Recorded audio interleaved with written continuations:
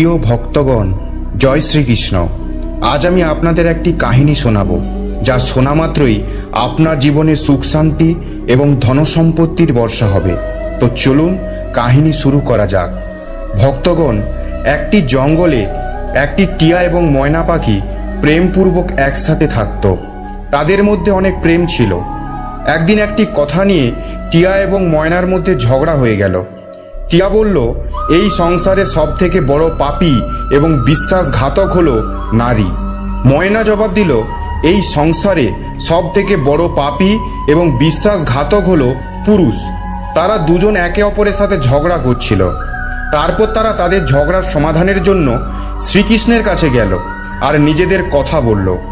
শ্রীকৃষ্ণ টিয়াকে বললেন, তুমি কেন বললে যে নারীরা পুরুষদের তুলনায় অপেক্ষাকৃত বেশি পাপী এবং বিশ্বাসঘাতক হয়ে থাকে?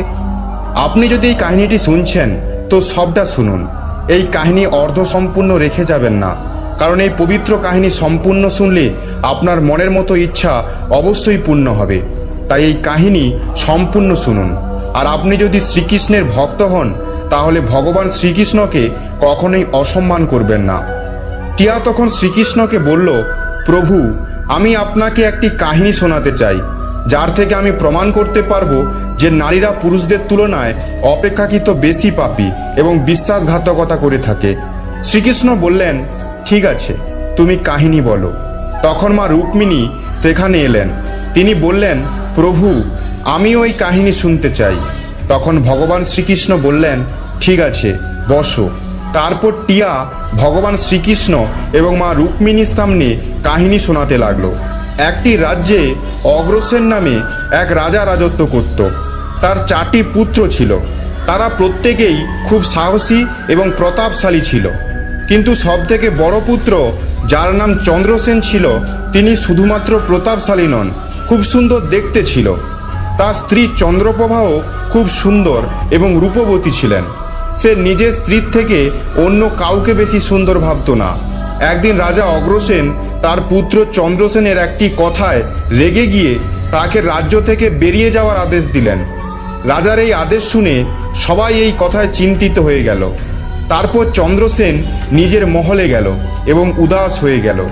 চন্দ্রসেনকে উদাস দেখে তার স্ত্রী জিজ্ঞাসা করল, প্রাণনাথ, আপনি উদাস কেন? আপনি এত দুঃখী কেন?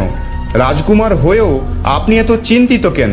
তখন চন্দ্রসেন ভাবতে লাগলো, আমি অনেক খারাপ কাজ করেছি। আর সে তার নিজের সমস্ত কথা তার স্ত্রীকে বলল। সেই সময় তার স্ত্রী অজ্ঞান হয়ে গেল। তখন দাসীরা চন্দ্রপ্রভার ওপর গোলাপ জলে ছিটে দিল। তারপরে তার জ্ঞান ফিরল। জ্ঞান ফিরে চন্দ্রপ্রভা তার স্বামী চন্দ্রসেনকে বলল, আপনি আমাকে ছেড়ে অন্য প্রদেশে চলে যাবেন। আমি আপনাকে ছাড়া কিভাবে বাঁচব? আমিও আপনার সাথে যাব। এখন রাজকুমার চন্দ্রসেন বলল, তুমি আমার সাথে কিভাবে যাবে?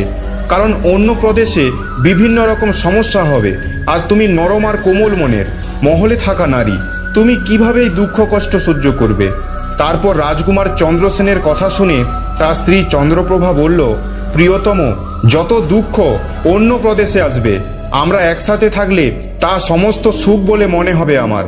কিন্তু মহলের সুখ আপনাকে ছাড়া জঙ্গলের দুঃখর থেকেও ভয়ানক লাগবে আমার। আমি আপনার সাথে যাব। তারপর টিয়া বলল, প্রভু, চন্দ্রপ্রভার চোখে জল দেখে রাজকুমার চন্দ্রসেন ভাবল, ও আমাকে ছাড়া থাকতে পারবে না, তাই আমার ওকে ছেড়ে চলে যাওয়া ঠিক হবে না। এসব কথা ভেবে রাজকুমার চন্দ্রসেন তার স্ত্রী চন্দ্রপ্রভাকে বলল, তুমি উদাস হও না, আমি তোমাকে সঙ্গে নিয়ে যাব। এই কথা শুনে চন্দ্রপ্রভা খুশি হয়ে গেল। নিজের স্বামীর সাথে যাওয়ার জন্য তৈরি হতে লাগলো। পরের দিন সকালে তারা রাজ্য থেকে বেরিয়ে একটি জঙ্গলে পৌঁছালো। তারা চলতে চলতে ক্লান্ত হয়ে পড়ছিল। তখন একটি বট গাছের নিচে তারা বিশ্রাম করলো। তারা খুব ক্লান্ত ছিল। ঠান্ডা হাওয়ার কারণে তাদের ঘুম পেয়ে গেল। কিন্তু কিছু সময় পরে ওখানে একটি সাপ চন্দ্রপ্রভাকে কামড়ে দিল। তারপর টিয়া বলল, হে প্রভু, এরপর শুনুন। সাপ কাটার ফলে চন্দ্রপ্রভার যন্ত্রণা শুরু হলো। তখন চন্দ্রসেনের ঘুম ভেঙে গেল। সে চন্দ্রপ্রভাকে ছটপট করতে দেখল এবং একটি সাপকে সেখান থেকে চলে যেতে দেখল। চন্দ্রসেন অস্থির হয়ে গেল। তার কিছু সময় পর চন্দ্রপ্রভার মৃত্যু হয়ে গেল। এইভাবে তার স্ত্রীর মৃত্যু দেখে চন্দ্রসেন জোরে জোরে কাঁদতে লাগলো। তখন চন্দ্রসেন মনে মনে ভাবল, এখন যখন আমার জীবন সঙ্গিনী মারা গেছে, তাহলে আমি বেঁচে থেকে কি করব? আমিও এই জঙ্গলে নিজের প্রাণ ত্যাগ করব। এইরকম ভেবে সে চন্দ্রপ্রভার শবদেহের কাছ থেকে উঠে জঙ্গল থেকে কাঠ সংগ্রহ করতে লাগলো আর কেঁদে বলল, আমিও চন্দ্রপ্রভার চিতার ওপর জ্বলে মরে যাব। ঠিক ওই সময় স্বর্গ থেকে একটি দেবদূত এলো আর চন্দ্রসেনকে কাঁদতে দেখে তার মনে দয়া হলো। সে রাজকুমার চন্দ্রসেনের কাছে গেল আর জিজ্ঞাসা করলো, তুমি কাঁদছো কেন? তোমার কিসের দুঃখ? তখন রাজকুমার চন্দ্রসেন দেবদূতকে বলল, আমার নিজের দুঃখ বলার শক্তি নেই। আমি চাই এই পৃথিবী দুভাগ হয়ে যাক আর আমি তার মধ্যে ঢুকে যাই। তখন দেবদূত বলল, তুমি আমাকে তোমার সমস্ত অবস্থার কথা বলো, হয়তো আমি তোমাকে সাহায্য করতে পারবো। তারপর চন্দ্রসেন বলল, আমি একটা রাজকুমার, আমি রাজা অগ্রসেনের পুত্র। আমার পিতা আমাকে রাজ্য ছেড়ে চলে যেতে বলেছে, তাই আমি আর আমার স্ত্রী জঙ্গলে চলতে চলতে এখানে পৌঁছেছি। এখানে এসে আমার স্ত্রীকে সাপে কেটেছে এবং তার মৃত্যু হয়েছে। তাই আমি জঙ্গল থেকে কাঠ জোগাড় করছি, যা জ্বালিয়ে আমি তার চিতায় নিজের প্রাণ দেব। চন্দ্রসেনের কথা শুনে দেবদূত বলল, রাজকুমার, তুমি মূর্খ। এটা সংসার, এখানে মানুষের আসা যাওয়া চলতেই থাকে। সবাইকে একদিন না একদিন শরীর ত্যাগ করতেই হবে। তুমিও এটা জানো, এই সংসারে কেউ কারো সাথে আসে না, কেউ কারো সাথে যাবে না। তবুও তুমি মূর্খের মতো এরকম কথা বলছো। যদি তুমি জীবিত থাকো তাহলে অনেক রানী তুমি পাবে। তাই আমার কথা শুনে মৃত্যুর কথা ছেড়ে দাও। এই মানব শরীর প্রাপ্ত করার জন্য দেবতারাও ইচ্ছুক থাকেন। তাহলে তুমি এই শরীর কেন নষ্ট করতে চাইছো? এই প্রকার দেবদূতের কথা শুনে চন্দ্রসেন বলল, আপনি যা কিছু বলছেন তা সত্য, কিন্তু এইরকম পতিব্রতা স্ত্রী কোনো জন্মে পাবো না। তাই আমি ওর সাথে মরে যেতে চাই। চন্দ্রসেনের কথা শুনে দেবদূত ভাবল যে এও স্ত্রী ছাড়া থাকতে পারবে না। তখন দেবদূত চন্দ্রসেনকে বলল, রাজকুমার, তোমার স্ত্রীকে জীবিত করার জন্য একটি উপায় আছে। এবার তুমি আমার কথা মন দিয়ে শোনো। তুমি যদি এই কাজটি করতে পারো তাহলে তোমার স্ত্রী জীবিত হতে পারবে। তখন চন্দ্রসেন বলল, আপনি যা বলবেন আমি তাই করতে রাজি, শুধু আমার স্ত্রীকে জীবিত করে দিন। তখন দেবদূত বলল, তোমার স্ত্রীর আয়ু কেবল 20 বছরের ছিল, যা সে ব্যতীত করেছে। তোমার আয়ু 70 বছরের, যার মধ্যে 30 বছর কেটে গেছে। এখন আর 34 বছর পড়ে আছে, অর্থাৎ তুমি আর জীবনে 40 বছর বাঁচবে। তাহলে তুমি যদি তোমার স্ত্রীকে তোমার আয়ুর অর্ধেকটা দিয়ে দাও তাহলে তোমাদের দুজনেরই আয়ু সমান হয়ে যাবে। তুমি যদি এতে রাজি থাকো তাহলে তোমার স্ত্রী জীবিত হয়ে যাবে। এই প্রকার দেবদূতের কথা শুনে চন্দ্রসেন বলল, আমি রাজি। তখন দেবদূত চন্দ্রসেনের হাতে জল দিল এবং 20 বছর ধরে চন্দ্রসেনের স্ত্রীর পায়ে জল ঢালার প্রতিজ্ঞা করল। যখনই চন্দ্রসেন প্রতিজ্ঞা নিল যে সেই জল সে রানীর পায়ে ঢালবে, তখনই দেবদূত বলল, জল রানীর পায়ে ঢালার আগে আমার কথা ভালো করে শুনে নাও। এর মধ্যে একটি গুপ্ত রহস্য আছে। কিন্তু এখন তুমি তোমার স্ত্রীকে চাও, কিন্তু ভবিষ্যতে যদি তুমি তোমার স্ত্রীকে আর না চাও তাহলে তুমি তোমার সংকল্প ফেরত নিতেও পারবে। আর যখন তুমি এই সংকল্পটি ফেরত নিয়ে নেবে তখনই তোমার স্ত্রীর তৎক্ষণাৎ মৃত্যু হবে। আর একটি কথা সর্বদা মনে রাখবে, এই সংকল্পটি ফেরত নেওয়ার কথা কখনোই তোমার স্ত্রীকে বলবে না, না হলে তুমি তোমার সংকল্পকে কখনোই ফেরত নিতে পারবে না। সব সময় মনে রাখবে, জীবনে কিছু কথা অনেক সময় লুকিয়ে রাখা উচিত, কারণ কখনো কখনো এই কথাগুলি কাজে আসতে পারে। তারপর এইসব বলার পর সেই রানীর সামনে না এসে দেবদূত সেখান থেকে চলে গেল। চন্দ্রপ্রভা জ্ঞান ফিরে পেল। তখন চন্দ্রসেন তাকে বলল, তুমি ঘুমিয়ে পড়েছিলে আর খুব ক্লান্ত ছিলে, তাই আমি তোমাকে ঘুম থেকে ডাকিনি। এই প্রকার চন্দ্রসেন তার স্ত্রীর কাছ থেকে সব কথা লুকিয়ে গেল, যে তার স্ত্রীকে সাপে কেটেছিল আর সে মারা গিয়েছিল, আর তাকে জীবিত কিভাবে করলো। এসব কিছু রাজকুমার তার স্ত্রীর কাছ থেকে লুকিয়ে রেখেছিল। তখন এবার তারা দুজনেই এগিয়ে গেল। কয়েকদিন পরে তারা দুজনে একটি সুন্দর স্থানে পৌঁছালো, যেখানে একটি ভিক্ষুকের কুটির ছিল। তারা যখন কুটিরের কাছে পৌঁছালো তখন দেখতে পেল একটি যুবক ভিক্ষুক সেখানে বসে সাধনা করছে। তারা দুজনেই খুব ক্লান্ত ছিল, তাই তারা ভিক্ষুকের কাছে বসে পড়ল। সেই সময় রাজকুমার তার স্ত্রীকে বলল, রানী, আমার খুব জল তেষ্টা পেয়েছে, আমি কুয়োতে গিয়ে জল খেতে যাচ্ছি। যদি তোমার তৃষ্ণা পেয়ে থাকে আমি তোমার জন্য জল আনবো। তখন রাজকুমারের কথা শুনে চন্দ্রপ্রভা বলল, আমার জল তৃষ্ণা পায়নি, আপনি জল খেয়ে নিন। এরপর চন্দ্রসেন জল খাওয়ার জন্য একটি লম্বা দড়ি নিয়ে কুয়োর দিকে গেল। যখন রাজকুমার জল খেতে গেল তখন রানী চন্দ্রপ্রভা সেই ভিক্ষুকের দিকে তাকালো। চন্দ্রপ্রভা ভিক্ষুকের সৌন্দর্য দেখে মোহিত হয়ে গেল, অর্থাৎ তার প্রেমে পড়ে গেল। তখন সে ভিক্ষুককে বলল, হে সাধু, আপনি এখানে খুব খুশিতেই থাকেন। ভিক্ষুক বলল, হ্যাঁ, তুমিও এখানে আমার সাথে থাকতে পারো, কিন্তু তোমার স্বামী তো তোমার সাথে আছে, তাহলে আমি কিভাবে তোমাকে আমার কাছে রাখবো?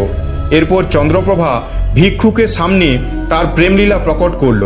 তখন ভিক্ষুক বলল, আমি একটা উপায় বলছি, যে তোমার স্বামী যে কুয়োতে জল খেতে গেছে সেই কুয়োতে তাকে ঠেলে ফেলে দাও, তারপর যা হবে দেখা যাবে। তখন ভিক্ষুকের কথা শুনে চন্দ্রপ্রভা বলল, ঠিক আছে, আমি এইরকমই করব। এরই মধ্যে রাজকুমার চন্দ্রসেন জল খেয়ে চন্দ্রপ্রভার কাছে এলো। তখন চন্দ্রপ্রভা বলল, এখন আমার জল তৃষ্ণা পাচ্ছে, আমাকে কুয়োর কাছে নিয়ে গিয়ে আমার তৃষ্ণা মেটাও। তখন রাজকুমার বলল, আমি তোমাকে আগেই জিজ্ঞাসা করেছিলাম, তখন তুমি বারণ করলে। ঠিক আছে, তোমার যদি সত্যি জল তৃষ্ণা পেয়ে থাকে, আমি তোমার জন্য জল আনছি। চন্দ্রসেন জল আনতে গেল। তখন চন্দ্রপ্রভাও তার সাথে গেল। সে ভাবল, আমিও তোমার সাথে যাব। বেচারা চন্দ্রসেন তো তার প্রেমে পাগল ছিল। সে তো জানতো না যে তার স্ত্রী তার প্রাণ নেওয়ার জন্যই তার সাথে আসছে। যখন রাজকুমার চন্দ্রসেন জল ভরার জন্য কুয়োতে ঝুঁকলো, তখন রাজকুমারের স্ত্রী চন্দ্রপ্রভা তাকে ধাক্কা দিয়ে কুয়োতে ফেলে দিল, আর সে নিজে ভিক্ষুকের কাছে চলে গেল। ভিক্ষুক সেই রানীকে নিয়ে একটি রাজ্যে গিয়ে থাকতে শুরু করলো। এখানে দুজনেই খুশি খুশি থাকতে লাগলো। ভিক্ষুক চন্দ্রপ্রভাকে এমন নাচ গান শেখালো যে তার নৃত্য কলার জন্য সে বিখ্যাত হয়ে গেল। ধীরে ধীরে সেই রানী পুরো শহরে প্রসিদ্ধ হয়ে গেল। এইভাবেই চন্দ্রপ্রভার নৃত্যকলার দরুন ভিক্ষুক লক্ষ লক্ষ টাকা উপার্জন করলো। চন্দ্রপ্রভাও সেই ভিক্ষুকের সাথে খুশি খুশি থাকতে লাগলো। যে সময় চন্দ্রপ্রভা তার স্বামী চন্দ্রসেনকে কুয়োতে ধাক্কা দিয়েছিল, তখন ভাগ্যক্রমে কুয়োতে একটি দড়ি ঝুলছিল, যার দ্বারা চন্দ্রসেন ধরে ফেলেছিল, আর সেটা ধরে সে কুয়োতে ঝুলছিল। ঈশ্বরকে স্মরণ করে সে ভাবল, এটাই কি আমার ভালোবাসার প্রতিদান? কিছু সময় পর একদল যাযাবর সেখান থেকেই যাচ্ছিল। তাদের মধ্যে একটা যাযাবর দড়ি নিয়ে কুয়ো থেকে জল তুলতে লাগলো। তখন চন্দ্রসেন সেই দড়িটি ধরে নিল। যাযাবর এটি দেখে অবাক হয়ে গেল আর জিজ্ঞাসা করল, তুমি কে? তখন চন্দ্রসেন বলল, আমি এক অভাগা, আমাকে এখান থেকে বার করো, আমার প্রাণ বাঁচাও, আমি সারা জীবন তোমার উপকার ভুলব না। এই কথা বলে রাজকুমার যাযাবরের কাছে তার প্রাণ বাঁচানোর অনুরোধ করল। তারপর রাজকুমার চন্দ্রসেনের দুঃখ দেখে যাযাবরের তার ওপর দয়া হলো। তারপর সেই যাযাবর চন্দ্রসেনকে কুয়ো থেকে বার করলো আর জিজ্ঞাসা করলো, তুমি কে? তুমি কুয়োতে কিভাবে পড়ে গেলে? তোমার এমন অবস্থা কিভাবে হলো? তখন চন্দ্রসেন বলল, ভাই, আমার অবস্থা কিভাবে তোমাকে বলবো? যা সমস্যা আমার সাথে হয়েছে তা যেন কারো সাথে এমন না হয়। তখন চন্দ্রসেন বলল, যদি তুমি জানতে চাও আমার সাথে কি হয়েছে, তাহলে আমি আমার কাহিনী তোমাকে বলছি। আমি একজন রাজকুমার। আমার পিতা আমাকে রাজ্য থেকে বের করে দিয়েছে, তাই আমি আমার প্রিয় স্ত্রীর সাথে একটি জঙ্গলে পৌঁছে গিয়েছিলাম। আমি আমার স্ত্রী একে অপরকে খুব ভালোবাসতাম। জঙ্গলে একটি সাপে আমার স্ত্রীকে কেটেছিল, যার ফলে তার মৃত্যু হয়ে গিয়েছিল। আমি যখন আমার স্ত্রীর কারণে মৃত্যুবরণ করতে যাচ্ছিলাম, তখন একটি দেবদূত আমার উপর দয়া করলো এবং আমার আয়ুর 20 বছর আমার স্ত্রীকে দেওয়ার পর তাকে পুনর্জীবিত করেছিল। তারপর আমরা সেই জঙ্গল থেকে এগিয়ে একটা স্থানে পৌঁছালাম, যেখানে একটি ভিক্ষুকের কুঠির ছিল। আমার তৃষ্ণা পাচ্ছিল, আমি জল খেতে গেলাম। যখন আমি ফেরত এলাম, তখন আমার স্ত্রী আমাকে বলল তারও জল তৃষ্ণা পেয়েছে, তাই আমার স্ত্রী আমার সাথে কুয়োতে জল খেতে এলো। আমি কুয়ো থেকে জল তুলছিলাম, তখনই ও আমাকে পিছন থেকে ধাক্কা দিল। কুয়োতে ঝুলতে থাকা একটি দড়ি ধরে নিয়েছিলাম, যার কারণে আমি কুয়োতে পড়ে যাইনি। আর যখন আপনি এখানে এলেন, তখন আপনার থেকে সাহায্য চাইলাম। এরপর আপনি আমাকে কুয়ো থেকে বার করলেন। তারপর টিয়া বলল, প্রভু, এভাবেই রাজকুমার তার দুঃখের কথা সেই যাযাবরকে বলল। আর এরপর চন্দ্রসেন তার দুঃখের কথা বলে চুপ হয়ে গেল। অন্যদিকে যাযাবর রাজকুমারের কথা শুনে দুঃখী হয়ে বলল, তুমি চিন্তা করো না, ভগবান খুব দয়ালু, তিনি তোমাকে অবশ্যই সাহায্য করবে। আর তুমি যদি চাও তাহলে কিছুদিন আমাদের সাথে থাকতে পারো। রাজকুমার চন্দ্রসেন সেই যাযাবরদের সাথে থাকতে রাজি হয়ে গেল। তারপর তাদের সাহায্যে সে ওই রাজ্যে পৌঁছালো, যেখানে তার স্ত্রী চন্দ্রপ্রভা ও সেই ভিক্ষুক থাকছিল। সেই রাজ্যকে দেখে চন্দ্রসেন যাযাবরদের বলল, আমার ইচ্ছা তোমরা কিছুদিন এই রাজ্যে থাকো। তখন যাযাবর বলল, ঠিক আছে, তুমি যেমন চাও, আমাদের কোনো অসুবিধা নেই। তারপর রাজকুমার চন্দ্রসেন যাযাবরের কাছে বিদায় নিয়ে সেই রাজ্যে এলো আর নিজের কাজের খোঁজে চারিদিক ঘুরতে লাগলো। কিছুদিন পরে রাজকুমারের কঠিন পরিশ্রম দেখে একটি ব্যবসায়ী তাকে কাজে রেখে দিল। এইভাবেই রাজকুমার চন্দ্রসেন সেই ব্যবসায়ীর কাছে থাকতে আরম্ভ করলো। সে খুবই পরিশ্রম করে তার কর্তব্য পালন করত। এইসব দেখে সেই ব্যবসায়ী চন্দ্রসেনকে অনেক সম্মান দিল আর তাকে তার হিসাব নিকাশের কাজে রেখে দিল। এইভাবেই রাজকুমার চন্দ্রসেনের দিন খুশি খুশি কাটতে লাগলো। অনেক দিন কেটে গেল। এবার একদিন এই রাজ্যের রাজার সামনে চন্দ্রপ্রভার নৃত্যের আয়োজন হলো। রাজা সেই রাজ্যের সমস্ত ব্যবসায়ীদের সেই নৃত্য দেখার জন্য আমন্ত্রণ করেছিল। চন্দ্রপ্রভার নৃত্য শুরু হওয়ার আগে রাজ্যের সমস্ত ব্যবসায়ীরা সেখানে পৌঁছে গেল। চন্দ্রসেনও সেই নৃত্যকারের অনেক প্রশংসা শুনেছিল। সেও ভাবলো তারও এই নৃত্য দেখা উচিত, তাই সেও ব্যবসায়ীর সাথে রাজার দরবারে পৌঁছে গেল। চন্দ্রপ্রভা অপ্সরাদের মতো নৃত্য করল এবং খুব সুন্দর গান গাইল। তার গান শুনে মহলের সমস্ত লোক অবাক হয়ে গেল আর অনেকে তাকে উপহার দিল। এছাড়াও রাজাসহ প্রজারা তার অনেক প্রশংসা করল। রাজকুমার চন্দ্রসেন তার হাতের একটি হীরার আংটি চন্দ্রপ্রভাকে উপহার হিসাবে দিয়ে দিল। এরপরে চন্দ্রপ্রভা সেই আংটিটি চিনতে পারল আর মনে মনে ভাবল, এ তো অনেক বড় আশ্চর্য। আমার স্বামী বেঁচে আছে আর ও এখানে এসেছে, তাহলে ও তো এবার আমাকে ছাড়বে না। আমাকেই কিছু করতে হবে যাতে ও মারা যায়। মনে মনে ভাবল, এবার আমি এখানকার রাজাকে একটি সুরেলা গান এবং একটি নৃত্য করে দেখাবো, যার দরুন তিনি খুশি হয়ে আমাকে কিছু চাইতে বলবেন। তখন আমি রাজার আদেশ নিয়ে তাকে মৃত্যু দিয়ে দেব। এরপর চন্দ্রপ্রভা একটি সুরেলা গান ও নৃত্য করে দেখালো। চন্দ্রপ্রভার গান ও নৃত্য দেখে রাজা খুশি হলো আর চন্দ্রপ্রভাকে বলল, আমি তোমার গান ও নৃত্যতে খুব খুশি হয়েছি, বলো তুমি কি চাও। তখন চন্দ্রপ্রভা বলল, আপনি যদি আমার গান ও নৃত্য দেখে প্রসন্ন হয়ে থাকেন, তাহলে সর্বপ্রথমে আমাকে প্রতিজ্ঞা করুন যে আমি যা চাইব সেটাই আপনি আমাকে দেবেন। তারপর চন্দ্রপ্রভা বলল, এই রাজসভাতে একটি চোর আছে, আমি চাই আপনি তাকে মৃত্যুদণ্ড দিন। রাজা বলল, তুমি সেই চোরকে আমার সামনে আনো। চন্দ্রপ্রভা চন্দ্রসেনের হাত ধরে টেনে তাকে রাজার সামনে নিয়ে গেল। রাজা তার সৈন্যদের আদেশ দিল, এই চোরকে জল্লাদের কাছে নিয়ে যাও আর ফাঁসি দিয়ে দাও। সেই সময় চন্দ্রসেনের ব্যবসায়ীও সেখানে পৌঁছালো। সে ভয় পেয়ে চন্দ্রসেনের কাছে গেল আর জিজ্ঞাসা করল, তুমি এই নর্তকীর কি জিনিস চুরি করেছো, যার কারণে সে তোমাকে মারতে চাইছে? চন্দ্রসেন বলল, মালিক, আমি কিছু চুরি করিনি। আপনি শুধু রাজাকে এই দুটি কথা বলে দিন, যার দ্বারা আমার প্রাণ বাঁচতে পারে। এবার চন্দ্রসেনের ব্যবসায়ী চন্দ্রসেনের কথা শুনে তার আরো বন্ধু ব্যবসায়ীদের কাছে গেল আর সবাই মিলে আলোচনা করলো। তারা সিদ্ধান্ত নিল, রাজা যদি ন্যায় বিচার না করে তাহলে আমরা এখান থেকে চলে যাব। আর এভাবেই সমস্ত ব্যবসায়ী রাজার কাছে গিয়ে বলল, রাজা, আমাদের মনিব নির্দোষ, কিন্তু আপনি তবু তাকে মৃত্যুদণ্ড দিয়েছেন আর সে আপনাকে দুটি কথা বলতে চায়। আপনি দয়া করে তার দুটি কথা শুনুন, তারপরও যদি আপনার মনে হয় ও দোষ করেছে তাহলে ওকে ফাঁসি দিয়ে দেবেন। কিন্তু সে বলতে চাইছে আমার মৃত্যুর আগে রাজা যেন আমার দুটি কথা শোনে। ব্যবসায়ীদের কথা শুনে রাজা বলল, ঠিক আছে, মনিবকে আনো। চন্দ্রসেনকে রাজার সামনে আনা হলো। রাজা বলল, তুমি যা বলতে চাও আমার সামনে বলো। তখন চন্দ্রসেন বলল, মহারাজ, আমি কি দোষ করেছি যার কারণে আপনি আমাকে হত্যার আদেশ দিয়েছেন? তখন তার কথা শুনে রাজা বলল, তুমি এই নর্তকীর জিনিস চুরি করেছ। তখন চন্দ্রসেন বলল, না মহারাজ, আমি এই নর্তকীর স্বামী। ও আমাকে কুয়োতে ধাক্কা দিয়ে ফেলে এক ভিক্ষুকের সঙ্গে পালিয়ে এসেছে। চন্দ্রপ্রভা বুঝে নিল যে এবার কথা অন্যদিকে চলে যাচ্ছে। তখন সে রাজাকে বলল, মহারাজ, ও মিথ্যে কথা বলছে, ওকে আমি চিনি না, এ তো আমার জিনিস চুরি করেছে, আমি শুধু এইটুকুই জানি। তখন চন্দ্রসেন বলল, ঠিক আছে মহারাজ, ও যদি আমার স্ত্রী না হয়ে থাকে, আমি যে আংটিটা ওকে দিয়েছিলাম সেটা যেন আমাকে ফেরত দিয়ে দেয়। চন্দ্রপ্রভা এই কথা মেনে নিল। চন্দ্রসেন বলল, ঠিক আছে, তুমি তোমার হাতে একটু জল নাও, আমাদের ন্যায় বিচার এই রাজসভাতেই হবে। চন্দ্রসেন বলল, তাহলে তুমি জল হাতে নিয়ে বলো, আমি তোমাকে যা জিনিস দিয়েছি তা তুমি আমাকে ফেরত দিয়ে দেবে। সেই কথা মতো চন্দ্রপ্রভা হাতে জল নিয়ে বলল, তুমি আমাকে যা জিনিস দিয়েছ আমি তা তোমাকে ফেরত দিয়ে দিচ্ছি। যখনই সেই হাতের জল তার পায়ে পড়ল তখনই চন্দ্রপ্রভা মারা গেল। এই দৃশ্য দেখে সেখানকার লোক অবাক হয়ে গেল।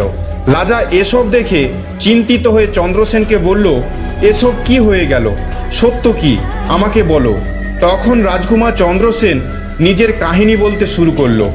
নিজের জীবনের সমস্ত কাহিনী খুলে বলল। তার রাজ্য ছাড়ার কথা এবং এখন পর্যন্ত হওয়া সব ঘটনা রাজাকে বলল।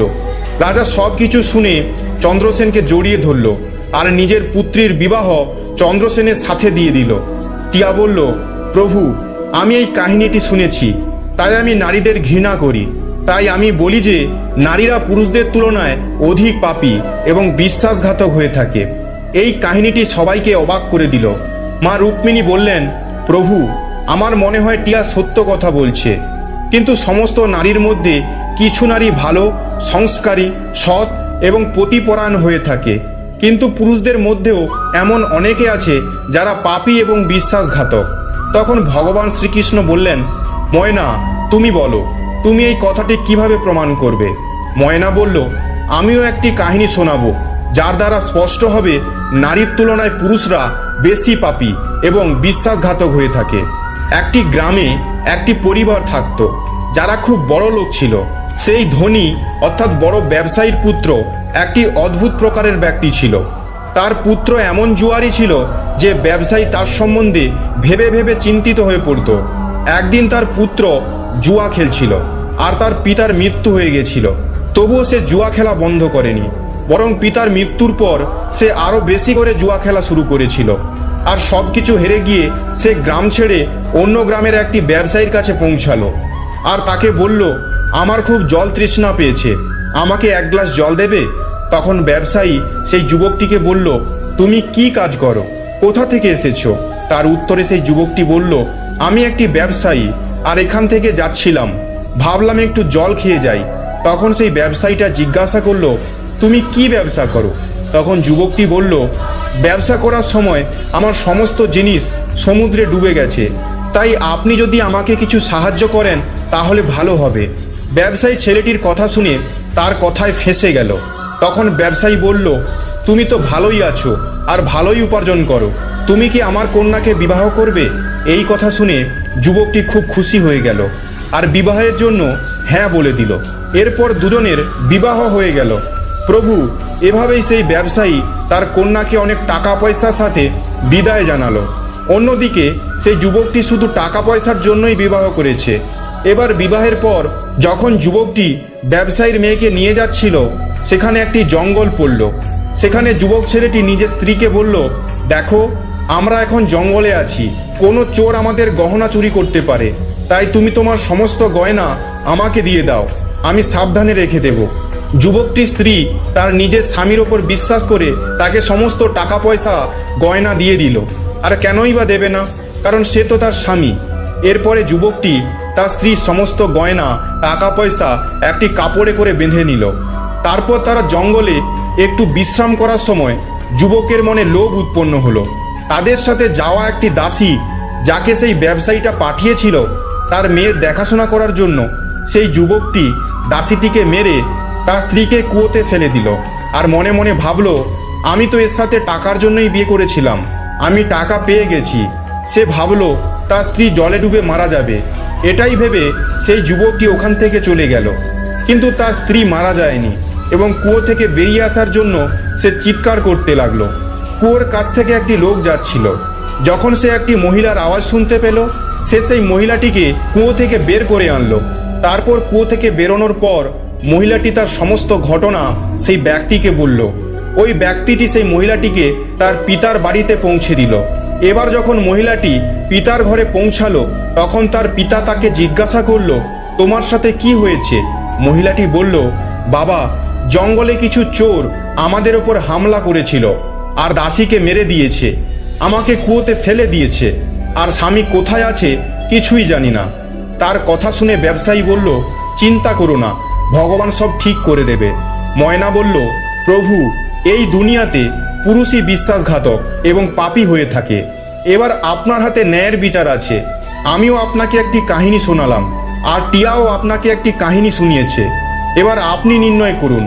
এখন টিয়া এবং ময়নার কাহিনী শুনে ভগবান শ্রীকৃষ্ণ বললেন, ঠিক আছে টিয়া এবং ময়না, আমি তোমাদের কাহিনী মন দিয়ে শুনলাম।